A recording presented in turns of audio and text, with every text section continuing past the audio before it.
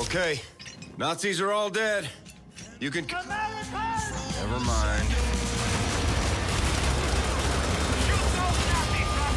Working on it.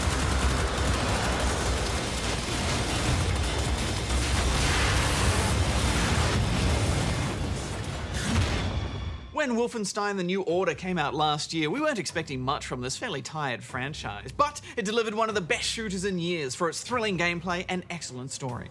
The Old Blood is a standalone prequel. It begins with BJ Blazkowicz breaking into Castle Wolfenstein.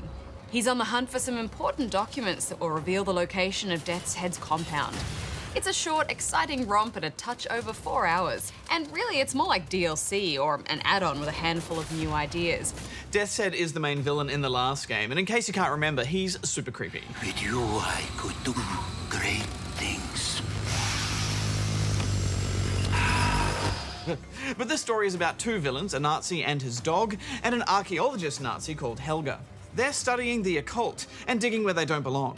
Naturally, this leads to some pretty awful consequences, but all BJ cares about is stopping the Nazi machine, and that usually means raining down a lot of bullets. Along the way, you'll meet a handful of characters, and it begins to feel like you're really a part of the resistance. You'll be infiltrating Nazi strongholds, going undercover, and making your way through a variety of castle and village locations. Yeah, and you're the muscle of this team, sent in to use brute force to get the job done. Although those moments where you're caught or captured do feel a little weird in contrast to the unstoppable death machine you are during the action. Damn it, Blazkowicz. Well, they do set up the story well enough, though, I think, Barjo, and I love those tense interactions with the villains. Augenblick, warten Sie. Aus Frankfurt. Sind Sie Frankfurter? Ja, ein Hotdog.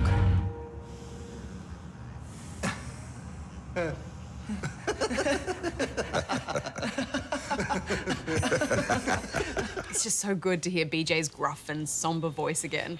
Alas, poor Yurik. And just like The New Order, this game has that playful sense of humour in the over-the-top characters and certain action sequences, but also still maintaining that dark thriller theme. A difficult thing to balance. I like how the game throws all the weapons at you straight away, getting straight to the action. But then it's all taken away, and you're given a pipe. This can be split into two parts, which lets you climb certain areas of the map, and it's also a weapon in both forms. But you'll only really use it that way once or twice because of the huge selection of more effective guns and upgrades to collect along the way. Yeah, I found the pipe only really that useful in combat when you're up against those vicious canines. It just feels so wrong killing those dogs so violently, Hex. Yeah, the gore isn't over the top, but the violence can be quite confronting in those close quarters sequences. Just like the last game, there's great pace to the action, from stealth to exploration. And when you've finished a section, you're not immediately shown which way to go, so you have to do a bit of looking around for your exit. This can get a bit frustrating though, with so many locked doors to throw you off. Yeah, I quite like this design though. I like how it doesn't force you down a funnel, and point you the way straight away. You get to look around a bit. I also quite like how even right from the start, you have to think differently about how to approach fights. And that returning mechanic where you have to take out lieutenants who have radios before they can call for backup. That never gets old. But other than that, there isn't much in the way of new enemies or gameplay, at least not until the last couple of chapters. Oh, I wish we could talk about those chapters, Barjo, because they really are the highlight of the game, but I think it's such a short campaign, it's better that we don't spoil it. Yeah, we've already said too much. The way this game was pitched implied to me that it was going to be more of a B-movie kind of experience, almost like Far Cry's Blood Dragon. But this really isn't that different from last year's game. Yeah, and that's not a bad thing. There are some technical issues with the PC version that can be fixed with a few tweaks, and there's a guide online to help you with that. But other than that, there isn't much to criticize. Combat is solid, the action is great. The only downside is that the story is quite simple and pretty forgettable until right at the very end. Yeah, I think the game's biggest problem is that there just isn't enough time to care about the main players. I'm sorry about your friend. So when sacrifices are made, they just feel a bit hollow.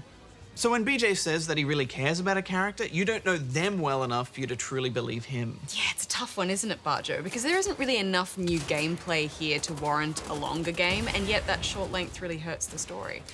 It's also maybe a little overpriced for what you get. Not a huge amount, but just enough to make you think twice about picking this up. What are you going to give it overall, Hex? Well, it's not a must-play, and it doesn't really do anything better than last year's game, but again, that's not really a bad thing. The Old Blood is still an incredible shooter and especially exciting on the harder difficulties. I'm giving it 3 stars. Wie heißen Sie? France. It's still better than most shooters out there, so I'm giving it 3 stars as well.